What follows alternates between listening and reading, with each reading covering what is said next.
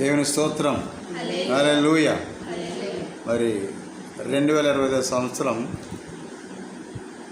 August నెలలో మనం స్వాతంత్ర దినోత్సవాన్ని ఆగస్టు 15 కొనియాడాం. 79వ స్వాతంత్ర దినోత్సవం. ఎన్నో స్వాతంత్ర దినోత్సవం బాబు? 79వ స్వాతంత్ర దినం, ఇండిపెండెన్స్ డే. కాబట్టి ఇండిపెండెన్స్ డే రోజున మనం నేర్చుకోవాలి, తెలుసుకోవాలి కొన్ని విషయాలు ఉన్నాయి.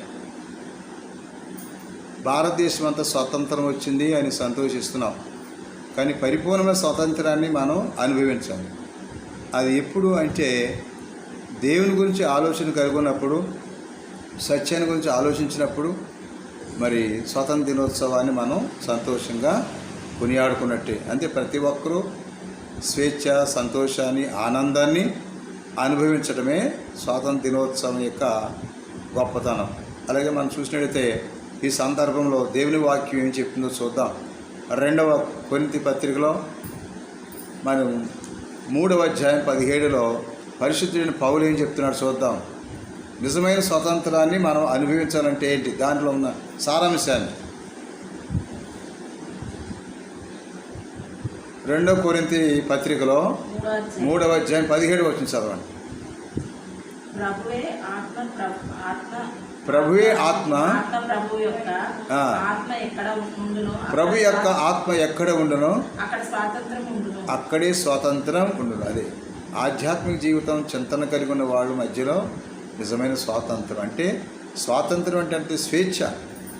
ఎవరికి భయపడటానికి లేదు. మనం ఎప్పుడు కూడా నిశ్చింతగా సంతోషంగా జీవించేదే స్వాతంత్రము అనేది మనం చూస్తున్నాం. అలాగే ఆ బైబిల్ వాక్యంలో మరి ఇంకా బలమైన మాటలు చెప్తున్నారు. గలాతీ పత్రిక, గలాతీలకు రాసిన లేఖలో 4వ అధ్యాయము మనకి 4వ వచనం నుండి 4 నుండి చదవండి. అయితే కాలము పరిపూర్ణమైనప్పుడు దేవుడు తన కుమారుని పంపెను. ఆయన స్త్రీ యందు పుట్టి మనము దత్తపుత్రము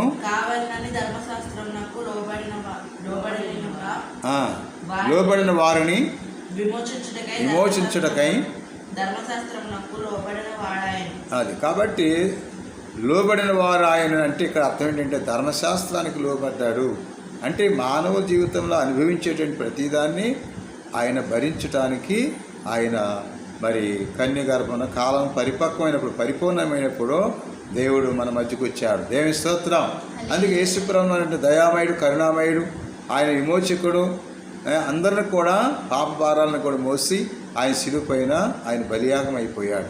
అందుకనే నిజమైన స్వాతంత్రాన్ని మనం దేవునిలో మనం జీవించినప్పుడే మనం నిజమైన స్వాతంత్రాన్ని అనుభవిస్తాం.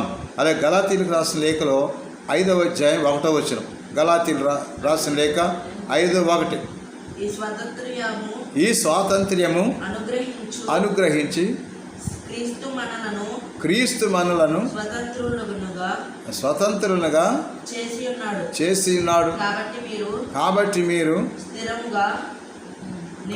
మీరు దాస్యమును కాబట్టి కాడి కింద అంటే బానిసత్వం. ఇప్పుడు మనం ఏంటంటే బ్రిటిష్ వారి పరిపాలనలో వాళ్ళ చేతిలో మన భారతదేశం ఉంది. మరి ఆ విడుదల పొందిన తర్వాత 1947 ఆగస్టు 15వ తారీఖుని మనం భారతదేశం అంతా స్వాతంత్రాన్ని కొనియాడుతున్నాం.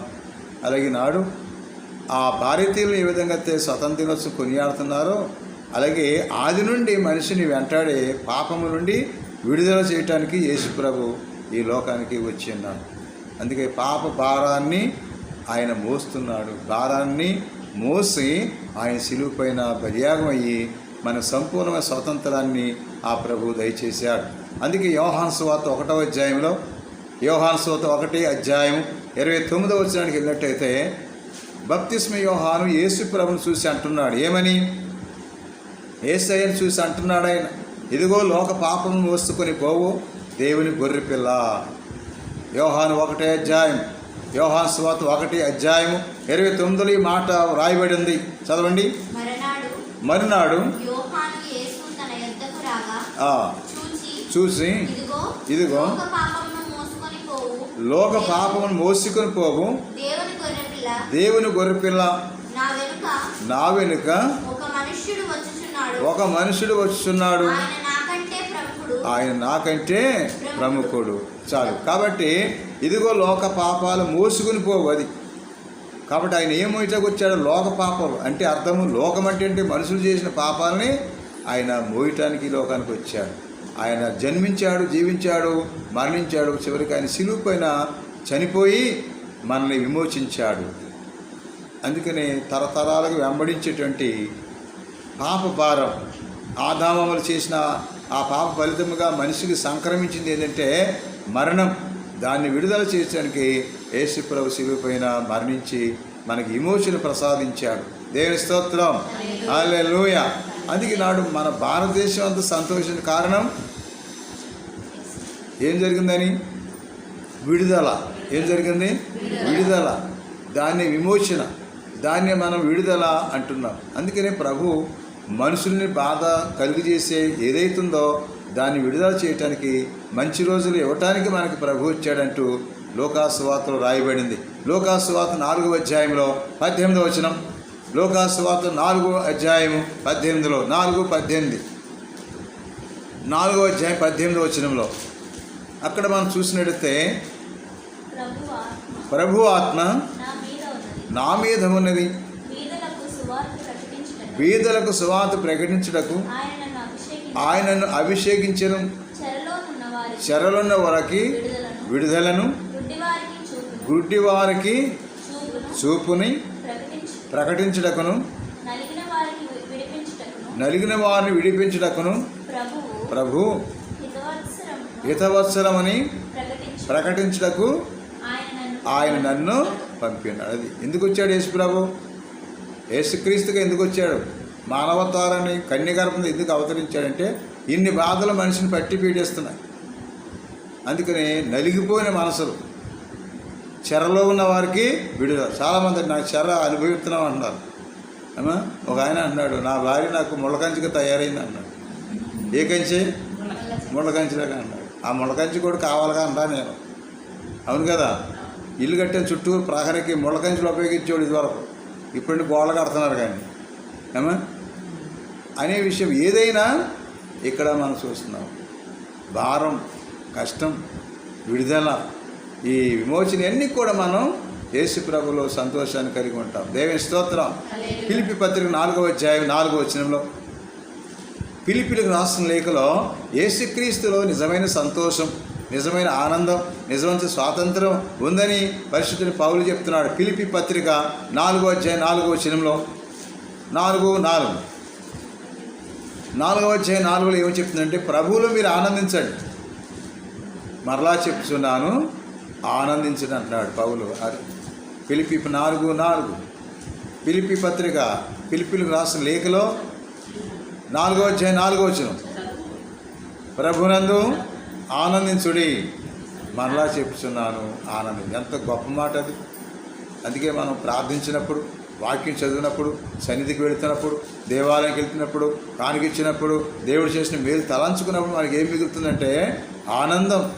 అందుకని యేసు ప్రభు మనకి ఆనందం, సంతోషాన్ని ఇవ్వడానికి ఈ లోకంలో వచ్చి ఉన్నారు. అందుకని భారతదేశ స్వతంత్రం రావడానికి ఎంతమంది కృషి పనిచేసారు, శ్రమించారు. వారి కృషి ఫలితమే మరి ఈనాడు స్వాతంత్ర దినోత్సవానికి స్వాతంత్రం రావడానికి ఎంతమంది కృషి. చాలామంది మనం ఇంచుమించుగా మనం కొన్ని పేరు చెప్తాం. ఎవరి పేర్లు? గాంధీ మహాత్ముడు. చెప్పండి ఒక్కొక్కళ్ళ పేరు. మహాత్మా గాంధీ, భగత్ సింగ్, సుభాష్ చంద్రబోస్. చెప్పండి అమ్మా. బాల గంగాధర్ తిలక్. ఇంకా కొన్ని వచ్చి బాబుని చెప్పాలి కదా, నువ్వు చూస్తున్నావు అలాగా. కాబట్టి కొంతమంది మగవాళ్ళు చూసాం, అందరూ చూశారు. నెహ్రూ గారు, గాంధీ గారు, అంబేద్కర్, పెద్దవాళ్ళు అందరూ కృషే. అందుకని భారతదేశానికి స్వతంత్రం రావడానికి ఎంతోమంది త్యాగం చేశారు. అలాగే ఆడవాళ్ళు కూడా స్త్రీలు కూడా ఝాన్సీ లక్ష్మీబాయి అమ్మా, రాణి రుద్రందేవి, ఇంకా సరోజిని నాయుడు, ఇలా చెప్పుకుంటే చాలామంది స్త్రీ పురుషులు అందరూ కూడా చక్కగా పోరాడి సత్యాగ్రహం ద్వారా మరి గాంధీ మహాత్ముడు మన భారతదేశ జాతిపిత ఎవరో ఆత్మ, మరి ఆ డబ్బుల మీద చూస్తున్నారు ఆయన నవ్వునట్టు. గాంధీ మహాత్ముడికి ఏమైనా చీకూర్చి ఉందా? ఎందుకని ఏది లోకంలో ఆశించిన అంత సంతోషంగా ఉంటారు. ఆ డబ్బుల మీద గాంధీ గారి బొమ్మ ఎప్పుడన్నా బాధపడినట్టుందా? ఏమో ఎంత నవ్వునట్టుందా ఇంకి? అవునా కదా? మరి అలాగే మనం నవ్వుతూ జీవించాలి. స్తోత్రం. నవ్వుతూ ఆనందం జీవించాలి. ఆ డబ్బులే మన దగ్గర కూర్చున్నప్పుడు కొంతమంది డబ్బులు ఎక్కువ అయితే కొంతమంది బాధ ఎక్కువ అవుద్ది, కొంతమంది డబ్బులు లేకపోతే బాధ ఎక్కువ అవుద్ది. అందుకని ఎప్పుడు అన్నిటికంటే ఆ ధనాన్ని ఎక్కువగా మనం ప్రేమించకూడదు, దేవుణ్ణే ప్రేమించాలి. చూడు, మొదటి తిమోతి పత్రిక, తిమోతికి రాసినటువంటి పత్రికలో మనం చూస్తున్నాం 6వ అధ్యాయం 10వ వచనంలో. తిమోతి పత్రిక 6వ అధ్యాయము 10వ వచనం, 6:10. ఎందుకనగా ధనాపేక్ష సమస్తమైన కీడులకు మూలము, కొందరు దానిని ఆశించి విశ్వాసము నుండి తొలగిపోయి నానా బాధలకి తమ్మును తామే అదే కొడుకు, అంటే జీవితంలో వైరాగ్యం వచ్చేసింది. డబ్బు ఎక్కువైపోయినా వైరాగ్యం జీవితం మీద. ఏమా ధనాకాంక్ష సమస్తమైన కీడులకి ఒక్కోసారి ఆ ధనమే మనకి మరి దేవుని మీద కూడా లేకుండా చేస్తుంది. ఎన్నో రకాల వ్యసనాలు పుడుతుంది ఆ ధనం, డబ్బు ఎక్కువ అయితే. బాబు నీతో మాట్లాడి రావా అంటే ఒక ఆయన అన్నాడు, అర్జెంటుగా నిడద వెళ్ళిపోవాలంటున్నాడు. ఎందుకని డబ్బులు ఉన్నాయి కాబట్టి. ఇదివరకని ప్రార్థన చేయండి, నా కోసం ప్రార్థన చేయని ఎవడు ప్రార్థన చేస్తారు రా బాబా అంటే ఇప్పుడు ఏమన్నట్టే జేబు నిండా కొత్త కాగితాలు కనపడుతున్నాయి. ఏ కాగితాలు అయ్యి? 500 కాగితం, ఇంత దంతులు ఉంది పెట్టుకున్నాడు. ఇలాగా కొంచెం టైం పడుతుంది అన్నాడు. అదే డబ్బులు లేకపోతే ఏమా నా కోసం ప్రార్థన చేయండి. అందుకే ఇక్కడ ఏమంటారు, ధనాకాంక్ష సమస్తమైన కీడులకి. ఎప్పుడు మన దగ్గర ఉన్నా కానీ దాన్ని లైక్ చేయకూడదు. ఇప్పుడు లైక్ చేయండి అన్నారు కా. ఇంట్లో ఎక్కడ డబ్బులు ఉన్నా కానీ అట్లనే ఎక్కువ నా డబ్బులు ఏమైపోయినాయి, బీరువాలో పెట్టాను, తలకిండి దించి పెట్టాను, అక్కడ ఉండాలి ఇక్కడ ఉండాలి అనుకుని ఆందోళన చెందిపోతుంది. చూడ ఆ ధనం కూడా మనకి ఆందోళన పెంచుతారు. అమ్మ ఏం చేద్దాం, ఆందోళన పెంచుతుంది, కలవరం పెడతాం. అందుకే ఉన్నా లేకపోయినా చాలామంది ఏదంటారు, అన్నీ ఉన్నది అనిగే ఉన్నది ఏమీ లేని అదనమాట. అందుకని ధనాకాంక్ష, అందుకని ఇవన్నీ లోకం అన్నిటికంటే దేవుని ఎక్కువగా మనం ప్రేమించాలి. దేవునికి ఫస్ట్ ప్రిపరేషన్ ఇవ్వాలి. అప్పుడు మన హృదయం మన మనసు సంతోషంగా ఉంటుంది. అందుకే నాడు భారతదేశ స్వతంత్ర దినోత్సవాన్ని కొనియాడుతున్నప్పుడు సందర్భం మనం ఆ 3 రంగుల జెండా ఏమి చెప్తుంది మనకంటే, దేశమంతా బాగోవాలి, పచ్చగా ఉండాలి, వ్యవసాయం, ఆహార ధాన్యాలు అన్నీ కూడా రైతుని చూపిస్తుంది. పచ్చదనం, భూఫలాలను పండించేటువంటి ప్రజలందరూ కూడా కష్టార్జితాన్ని మనం గుర్తుంచుకోవాలి. ప్రతి వనరులు కూడా మనం జ్ఞాపం చేసుకోవాలి. చూడు, కొంతమంది ఎక్కువగా ఇంట్లో కూడా వండేస్తారు, వేస్ట్ పడచేసేస్తారు, అక్కడ డ్రైనేజీలు పడేస్తారు. ఆ ఆహారం లేని కూడా ఎంతో మంది ఉన్నారు. ఆ పంట పండించినట్టు రైతు ఆ ఆహారాన్ని మనం చాలా గౌరవించాలని మనం తెలుసుకోవాలి. అలాగే దానిలో ఉన్నటువంటి పైన కలర్ ఏంటి, అదేంటి త్యాగం. త్యాగానికి ఎంతోమంది కృషి చేశారని చెప్పడానికే పైన కలర్. ఎన్ని రంగులు? భారతదేశ స్వతంత్ర జెండా 3. ఒకటేంటి పైన అదేంటంటే త్యాగం, నమ్మకత్వం, ఎంతోమంది కృషి చేశారని చెప్పడానికి ఆ ఉన్న రంగు మనం చూస్తున్నాం. అలాగే మధ్యలో ఉన్నది ఏంటి? White colour. వైట్ కలర్ ఏంటంటే పవిత్రత, నిర్మలత్వం, హృదయశుద్ధి, పవిత్ర హృదయంతో మనం జీవించాలి అంటూ అందరినీ ప్రేమించాలనే ఉద్దేశాన్ని తెలియపరుస్తుంది. దేవుని స్తోత్రం, హల్లెలూయా. ఒకసారి మనం చూస్తే హెబ్రీ పత్రిక 12వ అధ్యాయం 14వ వచనంలో హెబ్రీలకు రాసిన లేఖలో మరి దేవుని వాక్యం తెలియపరచబడుతుంది. హెబ్రీ పత్రిక 12:14, 12వ అధ్యాయం 14వ వచనంలో 12:14 అందరితో సమాధానమును పరిశుద్ధతయు కలిగి ఉండటకు ప్రయత్నింపుడు. పరిశుద్ధత లేకుండా ఎవడును ప్రభుని చూడాలి. కాబట్టి మనం ఆ కాంగ్రెస్ భారతదేశ జెండాను మనం చూసినప్పుడు నేర్చుకోవాల్సిన ఒకటేంటే త్యాగం. ఇతరులకి మనం త్యాగము అని ఇతరులకు సహాయపడే గుణం కలిగి ఉండటం, మన వంతుకి ఇతరులకి సహాయపడటం. అలాగే రెండవది ఆ పవిత్ర హృదయాలతో దేవుని ఆరాధించాలి. నిన్ను వల్లి పొరుగు వారిని ప్రేమించాలి. నేను పవిత్రుని కనుక మీరు కూడా పవిత్రత లేకుండా ఎవరు కూడా దేవుణ్ణి చూడలేరు అనేది మనకు తెలియపరచబడుతుంది. మూడవదాన్ని గ్రీన్ కలర్, పచ్చదనం అనేది ఆనందాన్ని, సంతోషాన్ని, సౌభాగ్యాన్ని చూపిస్తుంది. అందుకని ప్రతి ఆట కూడా జెండా వందనం జరుగుతుంది. జెండాని ఎగరేస్తున్న పువ్వుల కింద రాలుతాయి. ఏంటయ్యి పప్పలు మిఠాయిలు, చాక్లెట్ పంచుకుని ఎవరికైనా లెఫ్ట్ రైట్ అని వచ్చేస్తూ ఉంటారు. కాస్త మరి అది ఎగురుతుందంటే మనకి 3 విషయాలు చెప్తుంది. ఒకటి, మనం దేశం కొరకు మనం త్యాగం చేయాలని. అలాగే రెండవది, పవిత్ర హృదయంతో మనం దేవుని ఆరాధిస్తూ దేవుని బిడ్డలుగా జీవిస్తూ ఇతరులను కూడా పవిత్ర హృదయంతో చూడాలని చెప్తుంది. మూడవది, ఈ భూలోకములో మన కొరకు దేవుడు సిద్ధపరిచిన ఈ భూమి మీద ఉన్న ప్రతి పంటలు, ప్రతి ఫలాలు అన్నిటిని కూడా ఎవరి గ్రెయిన్ ఎప్పటి కూడా పచ్చదనం చూసినప్పుడు మనం సంతోషిస్తాం. అందుకని అటువంటి జీవితాన్ని మనం కలిగి ఉండటానికి మరి భారతదేశ ఎన్నో స్వతంత్ర దినోత్సవం 79వ స్వాతంత్రం. కాబట్టి 7, 9 ఈ 2 కూడా మనకి బ్లెస్సింగ్సే. 7, 7 అందుకనే మనం 6 దినములు కష్టపడుతున్నాం, చదువుతున్నారు, ఉద్యోగాలు చేస్తున్నారు, లేకపోతే వ్యవసాయం, కూలి, నారు అన్నీ చేస్తున్నారు. కానీ ఆ 7 అనేది మనం ఎప్పుడు మన జీవితంలో గుర్తుపెట్టుకోవాలి. దేవుని స్తోత్రం. ఒక్కసారి మనం చూసినట్టయితే దేవుని యొక్క వాక్యంలో మరి బలమైన మాట చూస్తున్నాం. ఒక్కసారి ఆదికాండం 2వ అధ్యాయం 1-2 వచనాలు 7 సంఖ్యని మనం దైవ సంఖ్య, దేవుని సంఖ్యగా మనం చూస్తున్నాం. 7 7 నెంబర్, లక్కీ నెంబర్ అంటారు. అందుకని ఆదికాండం 2వ అధ్యాయం 1-2 వచనాలు, ఆకాశముని భూమియు వానిలో సమస్త సమూహముని సంపూర్తి చేయబడెను. దేవుడు తాను చేసిన తన పని 7వ దినములోగా సంపూర్తి చేసి తాను చేసిన పని అంతటి నుండి 7వ దినమున అది చాలు. కాబట్టి 7వ దినాన్ని మన 7 నెంబరు. ఎన్నో స్వతంత్ర బాబు చరణ్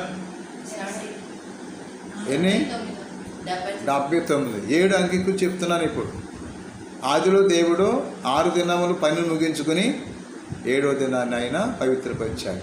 అందుకే ఆ రోజున మనం అందరూ పవిత్రంగా దేవుణ్ణి చూడాలి. ఆ 7 సంఖ్యని పవిత్రంగా చూడాలి. అదే మనం చూస్తున్నాం. నిర్గమకాండం 20వ అధ్యాయంలో మనకి 8వ వచనంలో చెప్తున్నారు దేవుని వాక్యం. అదే విశ్రాంతి దినం, అదే పరిశుద్ధ దినాన్ని మనం స్మరించుకుంటున్నాం. నిర్గమకాండం 20వ అధ్యాయంలో 8వ వచనం, విశ్రాంతి దినమని పరిశుద్ధముగా ఆచరించుటకు జ్ఞాపకం ఉంచుకొనుము. 6 దినములు నీవు కష్టపడి నీ పని అంతయు చేయవలెను. 7వ దినము నీవు దేవుడైన యెహోవాకి అది సరే. 7వ దినం చాలా. అందుకని 79వ స్వతంత్ర దినోత్సవాన్ని మనం కొనియాడుతున్న సమయంలో 7 సంఖ్యని మనం విలువగా చూడాలి. రెండవది అంటే 9. ఆ 9 సంఖ్య కూడా మనకి పరిశుద్ధ గ్రంథంలో మనం చూస్తున్నాం. ఒకసారి మనం గలాతీయులకు రాసిన లేఖలో పరిశుద్ధ పౌలు తెలియపరిచిన మాటను చూస్తున్నాం. 5వ అధ్యాయంలో 5వ అధ్యాయము 22వ వచనం. 5వ అధ్యాయం అయితే ఆత్మ ఫలం ఏమనగా ప్రేమ, సంతోషము, సమాధానము, దీర్ఘశాంతము, దయాళుత్వము, మంచితనము, విశ్వాసము, సాత్వికము, ఆశ నిగ్రహం. ఎన్ని వచ్చినాయి? 9 వచ్చినాయి. ఈ 9 7 మనం చూసే కదా 79. కాబట్టి ఆత్మఫలాలు అంటే ఈ 9 సంఖ్య మనం ఎలాగా మనకు వర్తిస్తుందంటే ఆధ్యాత్మిక జీవితం ఈ సంవత్సరం దేవునితో జీవించే జీవితాన్ని గుర్తు చేస్తుంది. ఇవి సంపాదించుకోవాలి. మనం 7కి విలువ ఇవ్వాలి. దేవుని సంఖ్య అది. 9కి ఇది మన ఆధ్యాత్మిక జీవితం ఫలించాలని దేవుడు మనకు గొప్ప సంఖ్యనిచ్చాడు. అందుకే ఈనాడు భారతదేశంలో 79వ స్వాతంత్ర దినోత్సవాన్ని కొనియాడుతున్నప్పుడు ఎంత గొప్ప త్యాగం ఉందని, ఎంత ప్రేమ ఉందని, ఎంత సంతోషం అని గుర్తిస్తూ ఏటేట అంటే జెండా వందనం అయిన తర్వాతమ్మా జై హింద్ అంటారు కదా. ఏం పాట పాడతారు?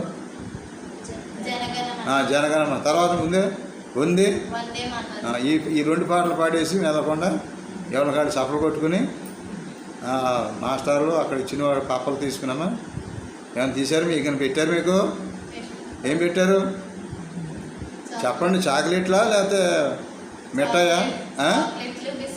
అబ్బా చాలా వచ్చినాయమ్మా. ఓకే, చాలా వచ్చాయి. అంతే ఇది వరకు మిఠాయి పంచిపెట్టేవాడు. బూంది మిఠాయి ఉంటుంది కదా, అది తిని చక్కగా ఇంటికి తినికెళ్ళిపోవాడు. ఇప్పుడు అలా కదా, వెరైటీస్ వచ్చినాయి కదా, గోల్డెన్ రకాలు వచ్చేసినాయి. అందుకే ఈనాడు ఆ 3 రంగుల జెండా అమ్మా మన భారతదేశానికి రెపరెపలాడుతూ పార్లమెంట్లో పైన లోక్సభ, పార్లమెంటు, అలాగే ఎర్రకోట, భారతదేశ సరిహద్దులు ఎర్రకోట, అలాగే కలెక్టరేట్ ఎక్కడ కూడా ఎగురుతూ ఉంటారు. అందుకనే ఆ జెండాను చూసినప్పుడు మనం సెల్యూట్ చేయాలి. మన దేశం కొరకు ఎంతోమంది ప్రాణత్యాగం చేశారు. అలాగే అందరికి ఐకమత్యం, ప్రేమ, సంతోషం మరి ఆ జీవితం కలిగి ఉండాలని ఆ జెండా మనకి ప్రబోధిస్తుంది. అందుకే మనం ఎప్పుడు కూడా మరి తండ్రి, కుమారుడు, పరిశుద్ధాత్మ, పితా, పుత్ర, పవిత్రాత్మ, తండ్రి, కుమారుడు, పరిశుద్ధాత్మ అని ఆ దేవుడిని ట్రినిటీ అండ్ యూనిటీ. దేవుడు ఒక్కడే, అందరికీ దేవుడు ఒక్కడే, కానీ ఆయన త్రిత్వంతుడై ఉన్నాడు. దేవుడు ఎంతమంది దేవుళ్ళు ఉన్నారు? ఒకే దేవుడు. చూడు, మొదటి ఆ తిమోతి పత్రికలో 2వ అధ్యాయంతో మనం ముగించుకో. చూడండి, 2వ అధ్యాయం 5వ వచనం. మొదటి తిమోతి 2వ అధ్యాయం 5వ వచనం. దేవుడు ఒక్కడే, దేవునికి నరులకు మధ్యవర్తి ఒక్కడే ఆయన. కాబట్టి దేవుడు ఒక్కడే అందరికీ, కానీ మధ్యవర్తి ఎవరు?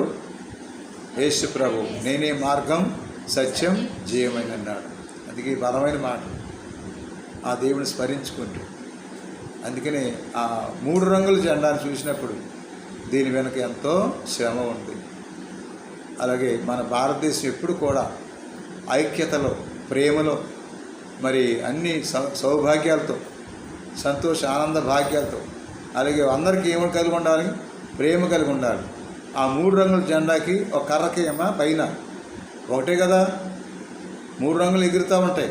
దానికి సపోర్ట్ ఎవరో కింద నుంచి పైకి ఒకటే. అందుకని ఒకే భావం కలిగి అందరూ ఒకటే అని చెప్పడానికి, అందరూ ఒకే మార్గం, ఆ దేవుడు ఒక్కడే అందరికీ. అందుకే ప్రభు అన్నాడు, నేను నిజమైన ద్రాక్షవాడిని, నా తండ్రి వ్యవసాయం, మీరు నాలో అంటగట్ట పెడితే మీరు అధికంగా ఫలిస్తారు అనే సత్యాన్ని ఆ జెండాను చూసినప్పుడు మనం ఘనతగా దేవుని మహింపరుచుకుంటూ మన భారతదేశం అంతా కూడా సమైక్యతతో, సంతోషంతో, మరి నార్త్, ఈస్ట్, వెస్ట్, సౌత్ దిక్కులేని బాబు ఇంగ్లీష్లో చెప్పగలవా? అటువంటివి అయితే తెలుసుకో, నువ్వు సైంటిస్ట్వే. ఇక అబ్దుల్ కలాం అంటున్నాను కానీ నువ్వు తగ్గించేయలేక లాభం లేదు.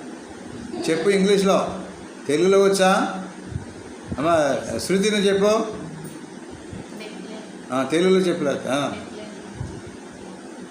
చెప్పమ్మా. తూర్పు, పడమర, ఉత్తర, దక్షిణ. అది చప్పలు కొట్టండి. మరి ఏం తెలుసుకోవాలి? కాబట్టి ఈస్ట్ అంటే తూర్పు, వెస్ట్ అంటే సౌత్ అంటే నార్త్ అంటే అది. కాబట్టి ఈ భారతదేశ సరిహద్దుల్లో మనల్ని రక్షించడానికి సైనికులు, ఆర్మీ దళం, అలాగే లోకల్గా రక్షించడానికి పోలీస్ డిపార్ట్మెంట్ వారు అన్నీ ఎవరికి వాళ్ళ బాధ్యతలు ఉన్నాయి. మనం సురక్షితంగా ఇలా ఉన్నామంటే చుట్టూ భారతదేశం అంతకు సైనికులు గస్తీ కాసి తిరుగుతున్నారు. వాళ్ళు కూడా మనం గుర్తు చేసుకోవాలి. అలాగే నాడు ఈ బలమైన మాటలు హృదయాల్లో దాచుకుంటూ దేవుని బిడ్డలుగా మన భారతదేశ ప్రజలందరి కొరకు ఆ గొప్ప ప్రార్థనలో గుర్తించుకుంటూ ఆ దేవుని మహిమపరుచుకుందాం. ప్రభువైన దేవుడి వాక్యం దీవించునుగాక. ఆమేన్.